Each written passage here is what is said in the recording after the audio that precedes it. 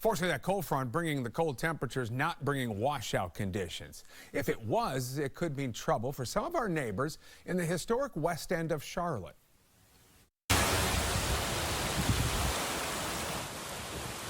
Now look at this. They are sounding the alarm because of all of this. This is what it looks like every time it rains. Runoff, they say, is caused by developers building townhomes next to their homes. This is on Cox Avenue. It's off Rosl's Ferry Road. It's not too far from Johnson C. Smith University.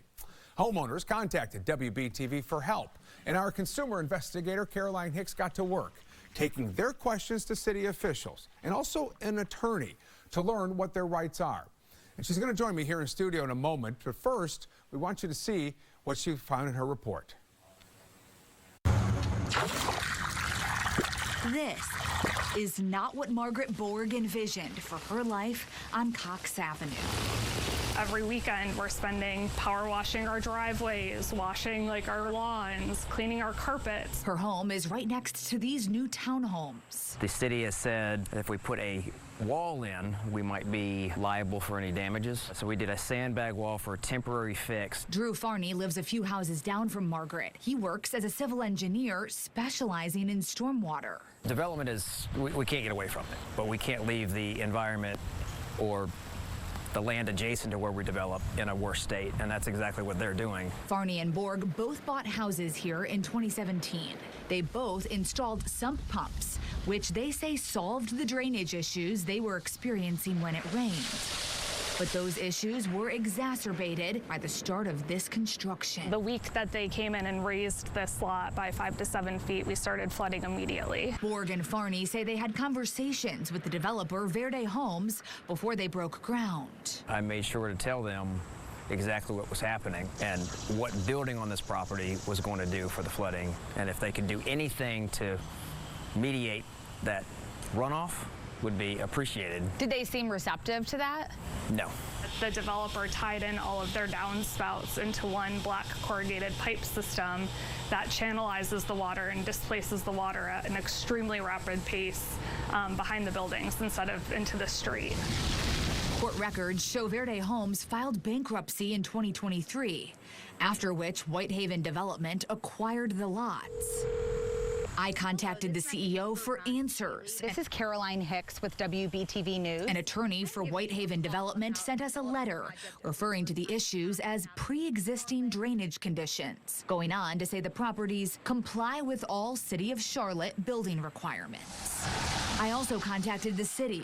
A spokesperson said this project was not subject to a review by Stormwater Services because these parcels were less than 1 acre and below the threshold required for review.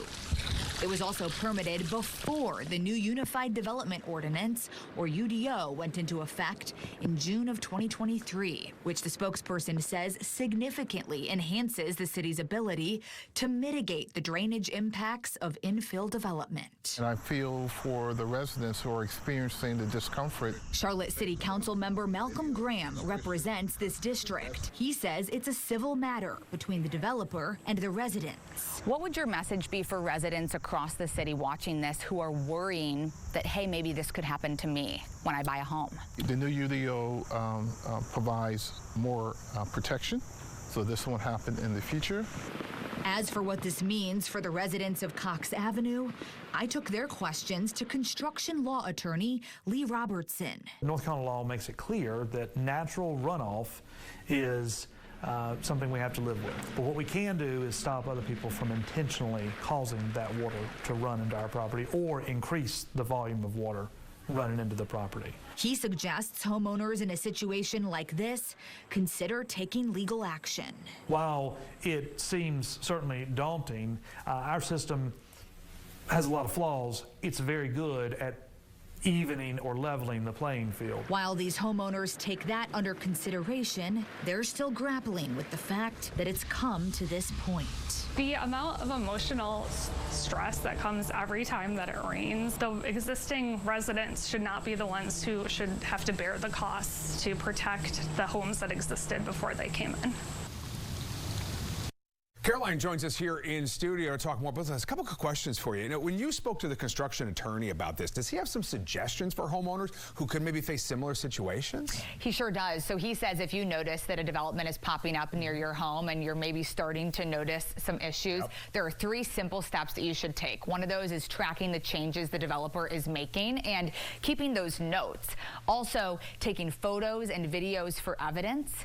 And then a really important one, contacting the developer in writing to report your concerns as they arise. And Jamie, that's really going to help to establish a timeline. That makes sense. The UDO, you talked about it in the story. Is that going to change some of the requirements for developers here? Absolutely. And they really believe that if it had been, in existence during this, none of this would have happened. So the big thing it's going to do is it's going to enable staff to review all developments for potential drainage issues, which is not something that happened in this case. It's also going to require the construction of stormwater control measures, of course, to slow the release of stormwater to reduce downstream flooding. Anything they can do to mitigate a little bit is certainly going to help out. Caroline, great stuff. Appreciate you stopping by and answer a couple more questions. For more details on this story, other consumer solutions by Caroline, just go to our website, WBTV.com. Coming up next here.